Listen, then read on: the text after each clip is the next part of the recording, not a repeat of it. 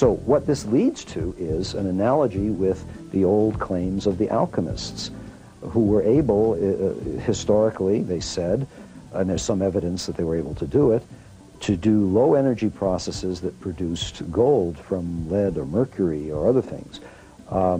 This is now being done in laboratories, and every instance I know of in the history of science where a small effect was seen initially to produce something was later scaled up. So it's quite possible that our culture will enter an age of alchemy in which low energy processes can make precious metals. As we look toward the future, I believe we'll be able to find ways in which we can create the kind of elements that we need by these low energy nuclear reactions. I think we'll be able to start adding to or picking apart or changing the nucleus of atoms to be able to get the kind of stable atoms that we need. But more important, I thoroughly believe that we will be able to take the radioactive materials, add a proton or add some changes to it, and make those radioactive materials non-radioactive. And that is going to be a great boon to our present, to clean up the mess that we've left behind from our atomic bombs, from our nuclear power plants, and of course from things like Chernobyl. So in the future, we have laid the groundwork with cold fusion by which we'll be able to handle a whole array of nuclear changes that heretofore have been outside of the current model of what can be done with nuclear reactions. There are many power companies throughout the United States that are now on alert, and they're sending their representatives to cold fusion conferences. We meet them all the time. They give support. They really will be the vanguard of the new energy age. I believe that any utility company that does not get into this now is doomed, because frankly, when we have generators of electricity and heat that can stay in a home or a building, why would anyone want to be plugged into the grid, the wire grid, any longer? This would make no sense. People will argue against that, but I think the grid will disappear. A remarkable process for sure, and one that offers exciting developments in the near future. But does the task of extracting energy from our environment really require such exotic, ultra-advanced technology that potentially would still put it under the control of large profit-driven interests? The rare metal palladium still have to be prospected, mined, and purified. Or are there simpler in design, low-maintenance technologies available that could be bought off the shelf and installed by anyone for an affordable one-time fee? We're going to look in depth at several individuals and companies who have been working for years perfecting devices that they claim will do just that.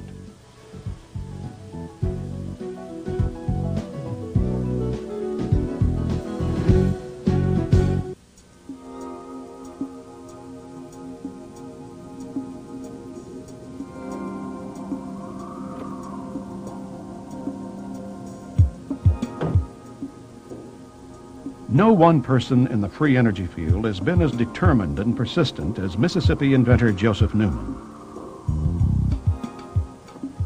Since the 70s, Newman has been denied U.S. patents repeatedly on his energy machine, even though numerous engineers, scientists, and even congressmen have testified on his behalf. In 1968, I invented a bike that would get a wheelie. And I used an 80-pound flywheel that I had built and took a positive clutch out of a 30-horsepower motor, put it above the axis of the back wheel. A kid would get up on it, build up inertia in that 80-pound flywheel. He'd engage that positive clutch. Immediately, the front end would jump up off the ground. It'd leave black streaks on the pavement about that long, and kids' eyes would get as big as a silver dollar.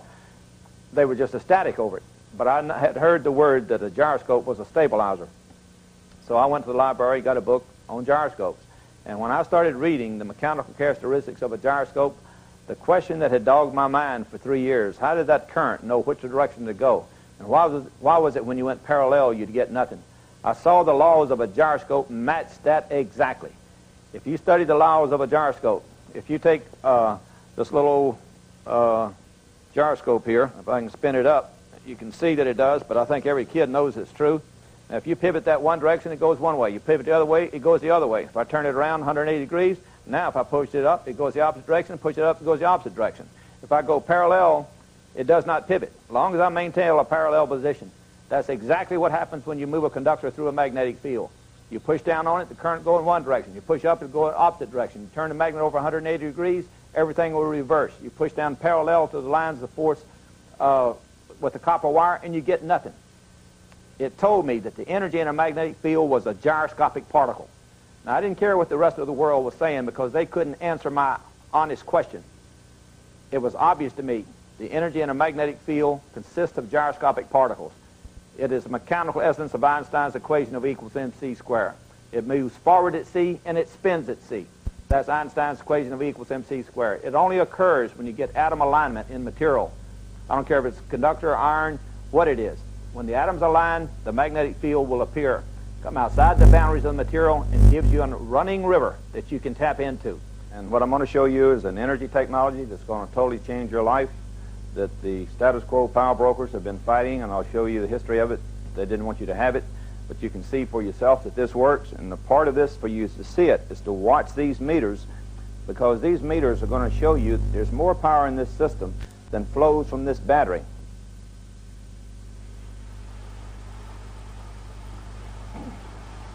The magnet runs down this shaft from one end to the other.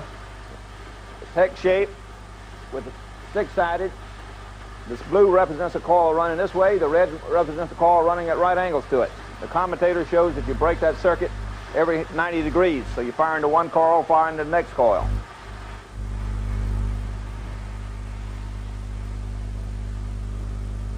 Now you notice this gets higher as it's running because the batteries start getting charged. Now this one's going from 200 up to 400. You see that there's more current being produced by this system than those batteries are capable of delivering, because batteries will not produce RF power. So the RF power must be coming from the motor. Now RF power is true power, and the way you know this meter only works by converting the heat, and the heat is converted into electricity because it runs through a resistor. It's a very accurate measuring device. So you're well over twice the current is flowing in this system than these batteries are capable of delivering. And the batteries cannot produce RF power. Now this is real power. It has to be coming from the system. It clearly shows that the energy output of the system is greater than the energy inputted into the system. And that's what I've been saying. That's what's more than 30 scientists who came to my home from around the world. Some of them came all the way from England, signed affidavits that the invention worked.